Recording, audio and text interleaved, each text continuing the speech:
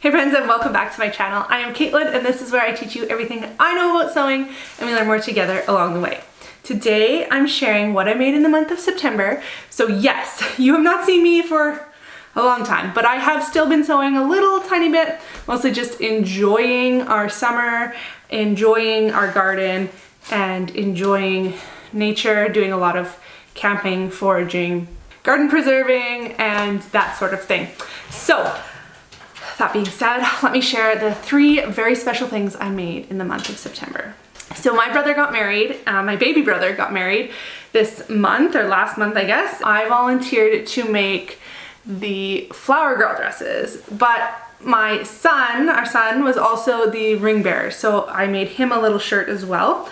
And I just used some cotton woven fabric from Fabricland, and he picked out the buttons, so they have these little flowers on them here, and I did add a little bit of bling to each collar point and to the sleeve placket point as well. So I just thought those were really cute and they matched the girls' dresses. This is the birch button-up pattern from Sew a Little Seam, I believe is the pattern company. And I've made him this shirt before and it was great, so I decided to make it again. I can't remember, I think I did the size 5 but the size 6 length, or the size 4 with the size 6 length, something like that. Or maybe it was the other way around. I can't remember, but I did use, like, I measured his body and then I used the chart on the pattern and it fit pretty good. I do find this pattern to be fairly slim fitting. My kids are fairly slim, but if your kid is not very slim, you would have to do a lot of adjustments to make this pattern work, I think. So I'm not sure that would be the best pattern. The pattern does have a lot of inspiration photos. So there's a ton of options. This is actually a girls and a boys pattern, so there's different options for girls and boys, and I plan to make my daughter some in the summer as well. But it has this little pleat in the back with the yoke. It is a traditional button-up shirt with the collar stand and the collar and the back yoke and the pleats and the long sleeve and the button placket. I think, I did shorten the sleeve by 1 inch maybe, and I kind of regret it. I wish I wouldn't have, because it just is long enough. It could have been, yeah, I shouldn't have shortened the sleeve. Or maybe I shortened it 2 inches and could have just shortened it 1, something like that. The hem, I just did a little short hem. I just did I think a 1/2 inch hem on the bottom there. I did do the curved hem to be more like a classic shirt tail. And yeah, not really much else to say to it. He did get sick at the wedding, that kind of sick, and it must have been on the shirt, but I bleached it and yeah, it's all good now. Oh, the pattern does also show you how to do flat felled seams. So I did do flat felled for, well, they're like faux flat felled, I guess. I didn't do the true flat felled, I just kind of top stitched the seam allowance down is how I did them. And yeah, I don't know, I really do love this pattern and I've made it twice now and I do plan to continue to use it. And then the girls' patterns. So my daughter was asked to be flower girl, and my brother and his now wife also have a daughter, and she was small. She is only like, she's 8 months old now, so she was 7 months old, 7.5 months old at the wedding. And so I made them dresses. So this is my daughter's, and they were both self-drafted. I think I might have started with a bodice. Yeah, I think I started with a bodice. Gosh, I don't even remember what pattern it was. It doesn't matter, it's just a simple bodice. She sent me some inspiration photos and we talked about fabric and things like that, like my sister-in-law. And then I made the dresses. And originally I had made this dress with the satin.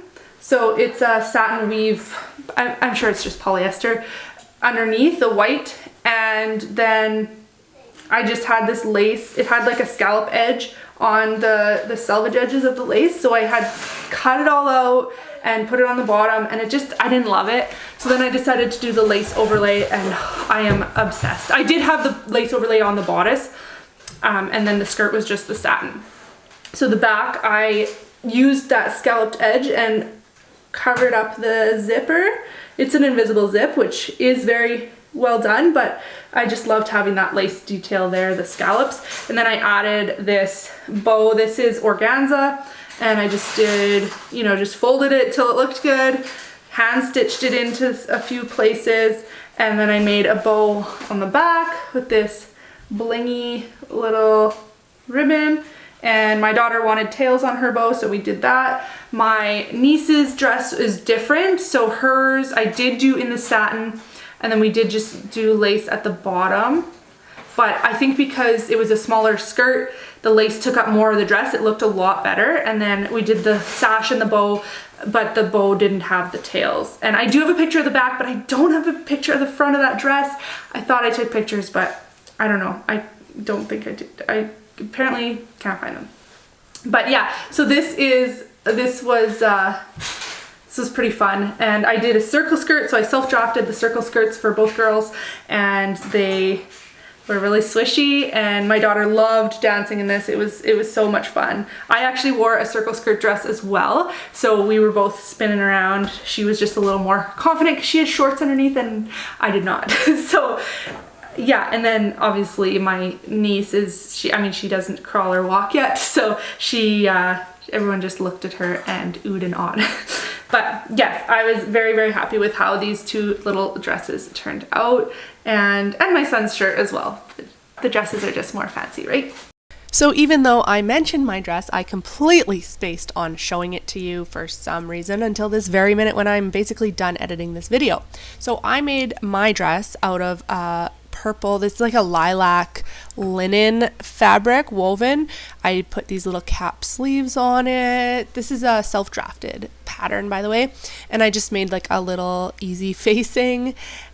And this bodice has an underarm bust dart as well as a waist dart on each side. So those are pretty necessary, but the dress did end up being still very large in the waist, so I made this simple tie. This was, by the way, like the day before the wedding. So I made this tie, and then I just cinched that around my waist, and I secured it with this vintage brooch from one of our great aunts. So it was kind of neat to have that as part of my outfit and have her, you know, there with us.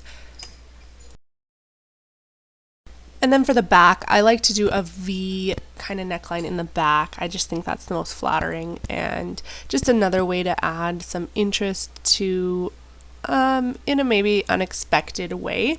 And I just hand stitch tacked the facing down, so that's that little pucker that you're seeing there.